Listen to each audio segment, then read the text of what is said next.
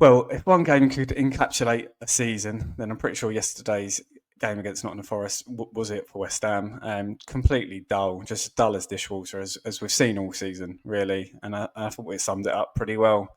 Um, yeah, we obviously started off with a bit of positivity with before the game, with saying goodbye to the players that are out of contract in June, and yeah, a little bit of a feel good feeling about the place, and then that sort of carried on into the start. And when I say start, I mean literally the first couple of minutes.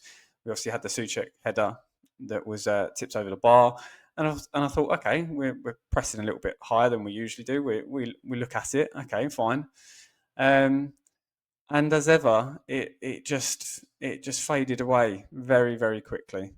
And I feel like that, like I say, is summed up our season. Bit of positivity, and then it just fades away very quickly. It doesn't take much. Our resolve is not very strong, where when it comes to on the pitch and trying to win a game of football. It's just like, well, we might be positive for a few moments, and then the other team do something, and it's like, oh, okay, never mind. That's that game then. And it just felt like that again. It just reverted to type very quickly from what we've seen all season. And yeah, I just wanted to talk about a few things. Might lack a bit of structure, so apologies for that. It's just a little bit of a moan and a rant, but I'm just in a real bad space for West Ham, as I'm sure most of you are. And it just feels like I don't see it getting much better, unfortunately. I hate to be negative, and maybe it's just after the game yesterday that I'm feeling this way, but just feeling very, very negative about West Ham at the moment. And mainly Graham Potter. Obviously, I'll come on to the players, but Potter, he has got to have done more. I was as positive as anyone when he first came to the club. We all know he said all the right things in his initial interview and things like that. And the first 45 minutes, you could even argue to some extent, the first game against Aston Villa in the FA Cup, you thought, okay, there's something there. And we're gonna kick on from here. But since that point, really, there's been a few bright sparks. The win against Arsenal, the win obviously Man United last week, but we can see now, given the performance yesterday, just how bad Man United are. And yeah, it's other than that, it's been so dull to watch, so boring, and just a real tough season that I think most of us will be glad, or all of us will be glad to see the back of. And yeah, Jamie Carragher said something after the game. He said, Potter himself will know that he's not done as well as he would have wanted to, obviously, and Potter has to do a little bit more. And I do agree. I think whilst I was positive when he came to the club, and I'm still in a way that he obviously needs a transfer window, he has to do more than what he's doing. It isn't good enough what we're seeing. He's had plenty of time on the training pitch. We've had no European football. He's had 4 weeks of training with these players, and we get to a match day at the weekend, and we're just being served up that like dross basically. And as a manager or a head coach, you have to take a big amount of responsibility for that. And like I say, I'll come on to the players, but the reason I'm sort of disappointed as I am with Potter is because I do think there's something there. I think that he's he is a good, decent tactical manager. I think he's definitely got some positive elements about the way he goes about things.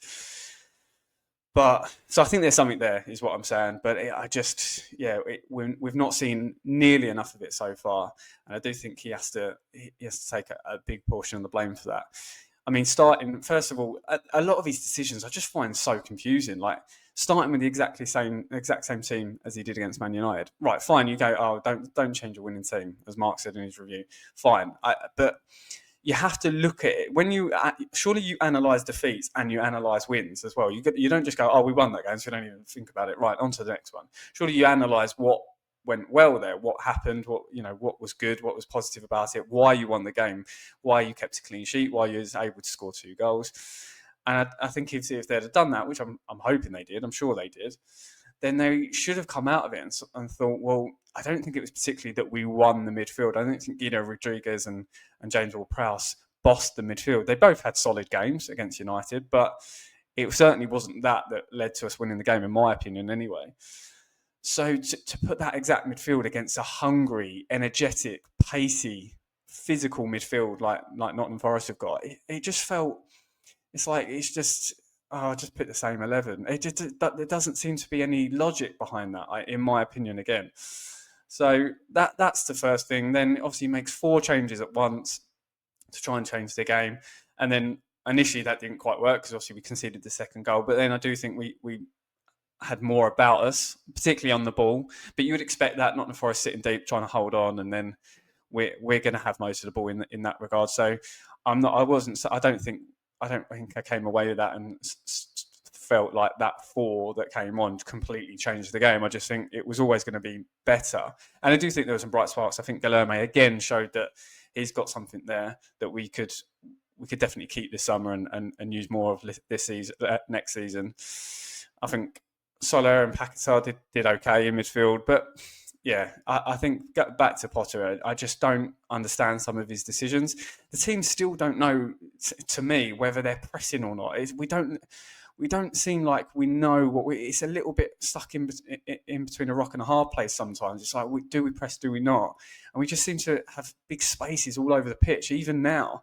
And when he first came in, he immediately made us more compact. So I don't understand how that's happened either. We've just kind of lost that, particularly at home. I mean, it's worth noting that at home we are far worse than we are away from home. So I predicted a defeat for the game yesterday, and I wasn't surprised because at home we just don't seem to know what to do, like I say, and that is down to Potter. He has to be setting us up in a way to get a positive result, and in a way that we're going to actually have more chance of doing so. And like I say, we're picking the exact same team.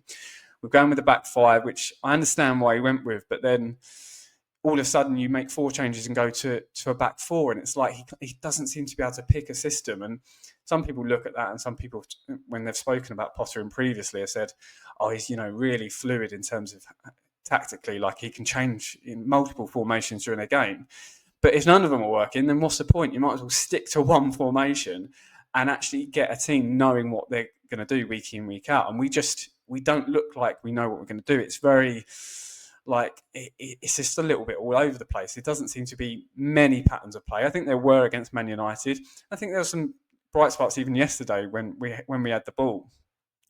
It doesn't feel like we have an identity yet in the way we play. And it just feels like the players are still a bit confused. We know under Lopetegui they were very confused, and it was even more chaotic than it is now. But he doesn't seem to have fixed that, and he's had plenty of time to do so, in my opinion. And then also, he can't seem to get any fight out of this team. Obviously, we had the last 10 minutes where there was, a bit much of nothing really, but there was at least some kind of fight there. But it was more they just wanted to fight Nottingham Forest, like Alvarez and stuff like that, which I'll come on to. But yeah, he doesn't seem to be able to from the get-go get a team that is hungry and wants to fight and shows any kind of passion. Again, I've said it before in the previous videos that the most passion we've seen from Potter, from players, is in interviews and off the pitch. We want to see it on the pitch. We need to see some fight, because that's when you'll get the fans behind you at the London Stadium. If you want to start making the London Stadium a better place to play football, and if then players are like, oh, they're always on our backs or whatever, we'll fight, show something, show some passion, and then they'll get behind you. I know West Ham fans, we will get behind you if you start doing that. But if you just put in a lacklustre performance time after time after time, they're just going to get bored, and that's what the fans were yesterday. I certainly was watching at home. I was just bored of it.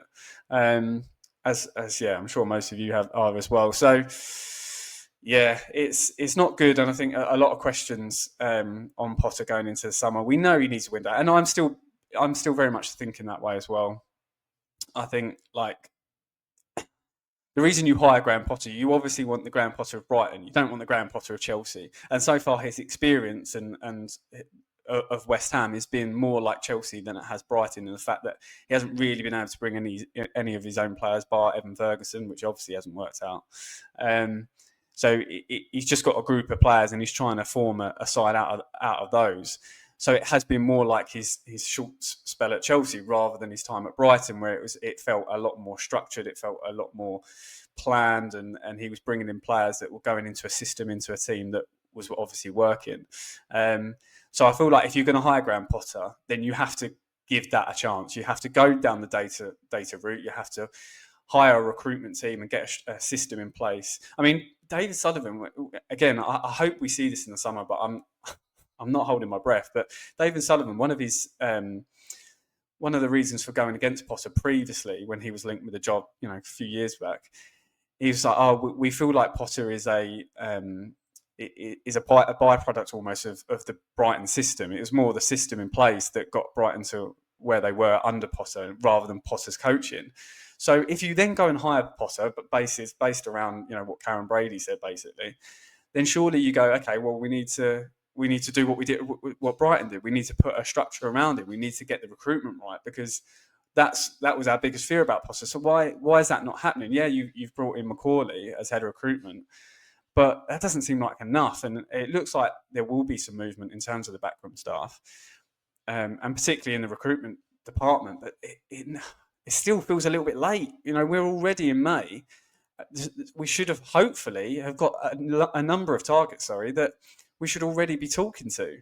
The clubs are already doing business. Arsenal have already, by the looks of it, looked at Zubamendi and Gyökeres at Sporting Lisbon and getting those moves ready. Delap looks like he's set to sign for United, maybe. But so the transfers are happening now. We should be in place to start bringing players in.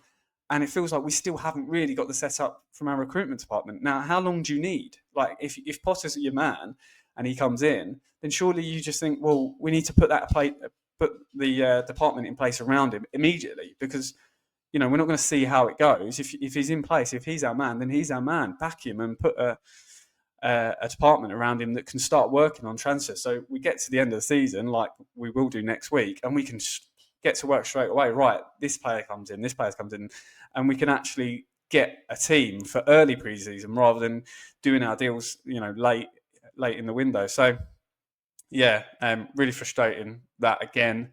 But obviously the players have to take some responsibility. That goes without saying. But I'm kind of done with most of them, other than Bowen, who again showed what a fantastic goal it was yesterday, and showed one of the only players that showed any signs of positivity.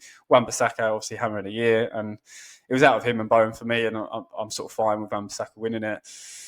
And he did well. He had a decent game, and then Ollie Scars, who obviously wasn't involved. But yeah, I'm sort of done with the rest of them, other than the players that are leaving anyway. Obviously, we've seen the emotional farewells, and fair play to them for saying the nice things that they did. But the rest of the players are just like Alvarez, comes on the pitch and he's just throwing his weight around as if that's the kind of passion we want to see. No, I actually want to see passion on the pitch in the right way. I want to see you driving your team forward from the centre of midfield. I want to see you getting the ball and launching attacks and getting around and pressing people. I don't want to see you just kicking people up in the air and then putting your chest against someone else's when you're going to do absolutely nothing about it. I'm not really interested in that. That's not passion to me. That's just being an idiot, basically. That's just showing his lack of discipline that we've seen all season, which is the reason he's probably one of the reasons that he's out of the team, because he's a headless chicken running around the pitch. He doesn't actually do anything of in any kind of disciplined way. And there's aggression, and they're showing it in the right way. You'd say that Bournemouth, for example, or Nottingham Forest or Villa are an aggressive team. They've got aggressive players, but they show it in the right way. They didn't go around kicking lumps out of people and then shouting at the referee, although the referee was diabolical yesterday. But anyway, yeah, so most of the players I'm just sort of done with. But I feel like there is something there for Potter. I'm worried now. I'm going into this summer really concerned that whilst it is a terrible group of players, there are he should have got more out of them, basically, than he has done so far. And now we're going into this massive window. We don't really seem like we've got the right structure in place.